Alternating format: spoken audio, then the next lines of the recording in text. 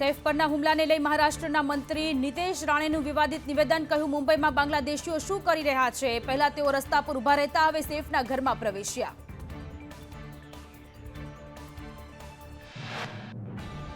રાણેએ કહ્યું કે કદાચ બાંગ્લાદેશીઓ સૈફ અલી ખાનને લઈ જવા આવ્યા હશે. આ સારું છે, કચરો દૂર થવો જોઈએ. રાણેએ સૈફ પરના હુમલાની સત્યતા ઉપર પણ શંકા વ્યક્ત કરી. શાહરૂખ ખાન કે સૈફ અલી ખાન કોઈને દુઃખ થાય છે ત્યારે બધા ચિંતા કરે છે. સુશાંત જેવા હિન્દુ અભિનેતાને હેરાનગતિ અંગે કોઈ આગળ નથી આવતું, આ પ્રકારનું નિવેદન આપ્યું.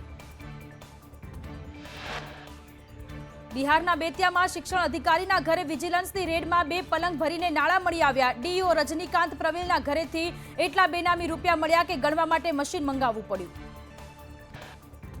આસામનું ગુવાહાટી 1,11,111 દીવડાઓથી ઝળહળી ઉઠ્યું. અયોધ્યામાં પ્રભુ શ્રી રામલલ્લા બિરાજ્યાથી પ્રથમ તિથિ પર ભક્તોની ઉત્સાહભેર ઉજવણી. પ્રયાગરાજ મહાકુંભ સંગમમાં ડૂબકી મારનારા ભાવિકોની સંખ્યા 10 કરોડને પાર પહોંચી. આજે બપોર સુધીમાં 30 લાખ લોકોએ સ્નાન કર્યું. આ સાથે જ 10 દિવસમાં સ્નાન કરનાર શ્રદ્ધાળુઓની સંખ્યા 10 કરોડને પાર. બનાસકાંઠા જિલ્લા વિભાજન બાદ ધાનેરામાં વિરોધ યથાવત. ધાનેરાને બનાસકાંઠામાં સમાવવાની માંગ સાથે વિરોધ. રસ્તા પર ઉતરી આંદોલન કરવાની ચીમકી.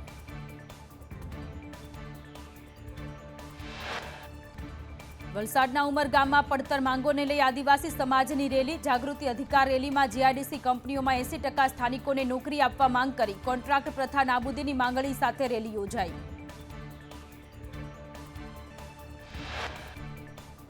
સ્થાનિક સ્વરાજની ચૂંટણી પહેલા આપ અને કોંગ્રેસના ગઠબંધનની ચર્ચાઓ. કોંગ્રેસ સાથે ગઠબંધન કરવા આમ આદમી પાર્ટી તૈયાર હોવાનું પિયુષ પરમારનું નિવેદન. બનાસકાંઠામાં 2 રોકટોક ચાલતા દારૂના દૂષણને લઈને સ્થાનિકોમાં રોષ. દારૂની હેરાફેરી બંધ કરવા એમએલએ કાંતિ ખરાડી અને સ્થાનિકોએ કલેક્ટરને આવેદન આપ્યું. રાજસ્થાનમાંથી ગુજરાતમાં અઢળક દારૂ આવતો હોવાનું એમએલએનું નિવેદન. પાટડી નગરપાલિકાના ચીફ ઓફિસરની ધરપકડની માંગ. ગેસ ગળતર કેસમાં સીઈઓ સામે નોંધાઈ ફરિયાદ. સેનેટરી ઇન્સ્પેક્ટર સામે પણ ફરિયાદ નોંધાઈ. શ્રમિકોના મોત અંગે જવાબદાર તરીકે નોંધાઈ ફરિયાદ. અત્યાર સુધી માત્ર કોન્ટ્રાક્ટરની જ ધરપકડ થઈ છે. અધિકારીઓની ધરપકડ ન થતા પરિવારજનો રોષે ભરાયા. અટકાયત નહીં કરાય તો સ્વૈચ્છિક બંધનું એલાન. 30 લાખના વળતર ચૂકવી ન કરાયાનો આક્ષેપ. અમદાવાદ ખ્યાતિકાંડમાં ક્રાઇમ બ્રાન્ચ ચિરાગ રાજપૂત અને રાહુલ જૈનની કસ્ટડી લેશે. ચિરાગ રાજપૂત, રાહુલ જૈન સાબરમતી જેલમાં બંધ. આવતીકાલે જેલમાંથી કસ્ટડી મેળવી રિમાન્ડ લેશે. કાર્તિકને સાથે રાખી રાહુલ ચિરાગની પૂછપરછ કરાશે. ખ્યાતિ હોસ્પિટલ કાંડના દર્દીઓ હાઈકોર્ટના શરણે. 15 દર્દીઓએ હાઈકોર્ટમાં રજૂઆત કરી. 15 વ્યક્તિગત ફરિયાદ કરવા માટે હાઈકોર્ટને રજૂઆત. કાર્તિક સામે દર્દીઓ તરફથી એક જ ફરિયાદ થઈ છે. ઘટના બાદ સરકારી અધિકારીઓનો સંપર્ક કર્યો નથી. નિવેદન લેવા પણ અધિકારીઓ ન આવ્યા હોવાનો ઉલ્લેખ. સરકારી સહાય ન મળ્યાનો દર્દીઓનો અરજીમાં ઉલ્લેખ. બીઝેડ કૌભાંડના વધુ એક આરોપીને કોર્ટમાં રજૂ કરાયો. આરોપી વિનોદ પટેલને ગ્રામ્ય કોર્ટમાં રજૂ કરાયો. વિનોદ પટેલ શિક્ષક આરોપીના સીઆઈડી ક્રાઇમ રિમાન્ડની કરશે માંગ. મોરબીના હળવદ પંથકમાં પીજીવીસીએલે ચેકિંગ દરમિયાન લાખોની વીજ ચોરી ઝડપી. શહેર અને ગ્રામ્ય વિસ્તારમાં મળી કુલ 50.18 લાખની વીજ ચોરી ઝડપી છે. પાટણની હેમચંદ્રાચાર્ય ઉત્તર ગુજરાત યુનિવર્સિટીનો વધુ એક છબરડો. યુનિવર્સિટી દ્વારા વિદ્યાર્થીના ડિગ્રી સર્ટિફિકેટના નામમાં છબરડો કર્યો હોવાનું આવ્યું છે સામે. સુરતમાં ટેક્સટાઇલ ઉદ્યોગને લઈ 2027 સુધી મશીનરી પર BIS લાગુ નહીં કરવા વેપારીઓની માંગ. વેપારીઓમાં કાપડની નિકાસ પર અસર અને નુકસાનીનો ડર. તમામ વેપારીઓએ કેન્દ્રીય ટેક્સટાઇલ મંત્રી ગિરિરાજસિંહને પત્ર લખી BIS નહીં લાગુ કરવા કરી માંગ. મહીસાગર જિલ્લામાં ટ્રેક્ટર ખેત ઓજાર ખરીદીમાં સહાય ચૂકવણી શરૂ. મહીસાગર જિલ્લામાં 80 ખેડૂતોને સહાય અરજી મંજૂર કરાઈ. આઈ ખેડૂત પોર્ટલ પર કરાયેલી અરજીઓ મંજૂર.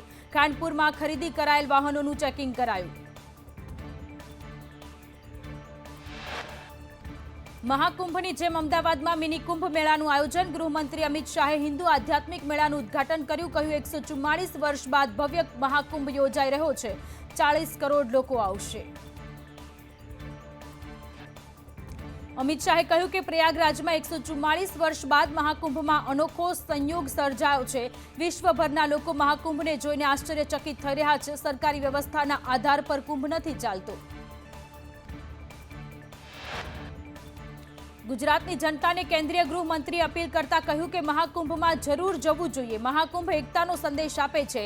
સમરસતા અને એકતાનો આનાથી મોટો સંદેશ કોઈ નથી। અમિત શાહે કહ્યું કે હિન્દુ મઠો અને આધ્યાત્મિક જૂથો ક્યારેય પ્રચાર ન કરતા। સેવા કરે, લોકોને ભોજન કરાવે, પણ પ્રચાર કરતા નથી। હિન્દુ સમાજના તમામને એક મંચ પર લાવવાનું આ કામ છે। અમદાવાદમાં મિની કુંભમાં સીએમ ભૂપેન્દ્ર પટેલે કહ્યું, સમાજ માટે ઘણું કરી શકાય તે પ્રેરણા મેળામાં મળશે। દેશભરમાં હિન્દુ સંસ્કૃતિ જાગૃત થઈ છે। યુવાઓ ભગવા કપડાં પહેરી દર્શન કરે છે અને ફોટા વર્ગ સાથે સોશિયલ મીડિયામાં મૂકે છે। અમદાવાદમાં મિની કુંભ મેળામાં કોંગ્રેસ નેતા હેમાંગ રાવલ પહોંચ્યા। કહ્યું, કોંગ્રેસ બંધારણની વિચારધારા સાથે ચાલનારી પાર્ટી છે। સનાતન ધર્મને કોંગ્રેસ પક્ષે પણ સન્માન આપ્યું છે। સુરતમાં વિદ્યાર્થીનીના આપઘાત મામલે આપ કોંગ્રેસે શાળાની બહાર વિરોધ પ્રદર્શન કર્યું। ગોડાદરાની આદર્શ સ્કૂલની બહાર વિરોધ નોંધાવ્યો। પોલીસે ઘટના સ્થળે પહોંચી મામલો થાળે પાડ્યો। મોરબીમાં મનપા કચેરી સામે પાણીની સમસ્યા ઉકેલવાની માંગ સાથે રામધૂન। પંચવટી સોસાયટીના રહીશોએ રામધૂન બોલાવી સમસ્યા ન ઉકેલાય તો ઉગ્ર આંદોલનની ચીમકી। વડોદરામાં માઇક્રો ટનલ ડ્રેનેજ પ્રોજેક્ટનો વિરોધ। 36 ફૂટ ખોદકામ પછી ભૂગર્ભ જળ ઉપર આવી ગયા। પાણી ઉપર આવતા આસપાસના મકાનો પડવાની ભીતિ। મહિનાઓથી ચાલતી કામગીરી સામે સ્થાનિકોનો વિરોધ। અમદાવાદમાં તંત્રના પાપે સ્થાનિકોને ભારે હાલાકી। નિકોલના ગોપાલ ચોક પાસે ડ્રેનેજની લાઈનોમાં સમસ્યાથી ઘૂંટણસમા ગટરના પાણી ભરાયા। પાણી ભરાતા 30 સોસાયટીના સ્થાનિકો મુશ્કેલીમાં।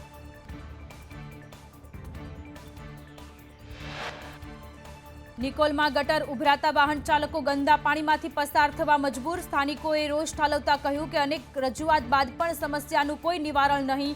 દર 15 દિવસે સ્થાનિકો આ મુશ્કેલીનો કરે છે સામનો।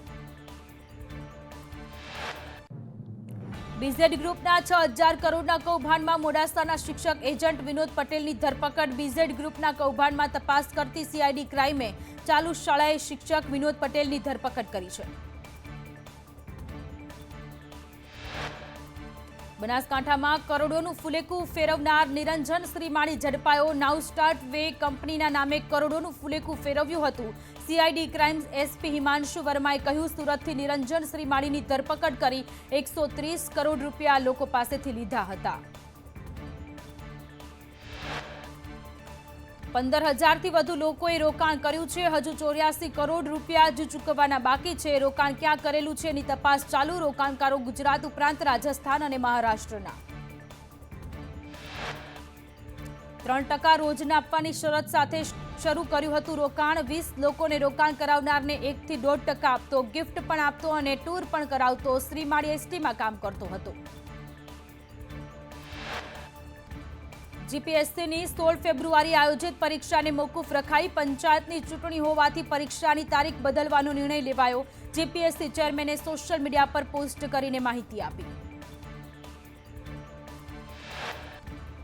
રાજકોટ જિલ્લાના રાજપરાના ખેડૂતે ખરીદેલા ખાતરમાંથી કાંકરા પથ્થર નીકળ્યા। ખેડૂતે આક્ષેપ કર્યો કે જામકંડોરણાના મધુવન એગ્રોમાંથી ખરીદેલા ડીએપી ખાતરમાંથી કાંકરા નીકળ્યા।